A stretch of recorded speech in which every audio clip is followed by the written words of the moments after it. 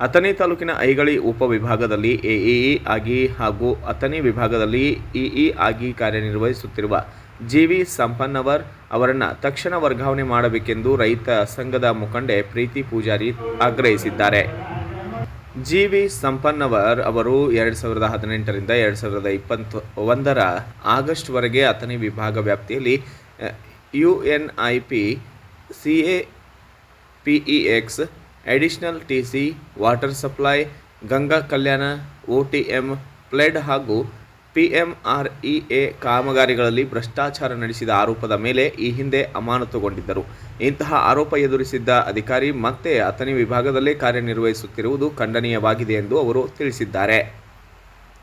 ಈ ಅಧಿಕಾರಿ ಮತ್ತೆ ಅಥಣಿಗೆ ಬಂದರೆ ಹಿಂದಿನ ಭ್ರಷ್ಟಾಚಾರದ ದಾಖಲೆಗಳನ್ನು ತಿರುಚುವ ಸಾಧ್ಯತೆ ಇದೆ.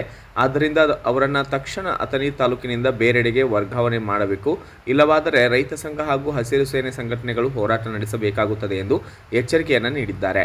ಈ ಕುರಿತು ಹೆಸ್ಕಾಂ ವ್ಯವಸ್ಥಾಪಕರು, ಹೆಸ್ಕಾಂ ಅಧ್ಯಕ್ಷರು, ತಾಂತ್ರಿಕ ನಿರ್ದೇಶಕರು ಹಾಗೂ ಪ್ರಧಾನ ವ್ಯವಸ್ಥಾಪಕರಿಗೆ ಮನವಿ ಸಲ್ಲಿಸಲಾಗಿದೆಯಾದರೂ ಇನ್ನೂ ಯಾವುದೇ ಕ್ರಮ ಕೈಗೊಳ್ಳಲಾಗಿಲ್ಲ ಎಂದು ಆರೋಪವೊಂದನ್ನು ಮಾಡಿದ್ದು, ಮೇಲಾಧಿಕಾರಿಗಳು ಜಿವಿ ಸಂಪನ್ನವರ್ ಪರ ನಿಂತಿರುವಂತೆ ಕಾಣಿಸುತ್ತಿದೆ ಎಂದು ಪ್ರೀತಿ ಪೂಜಾರಿ ಹೇಳಿದ್ದಾರೆ.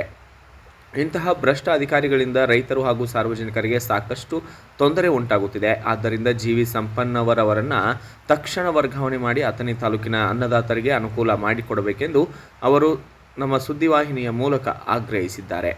Bureau report, Suresh Madar, Athani.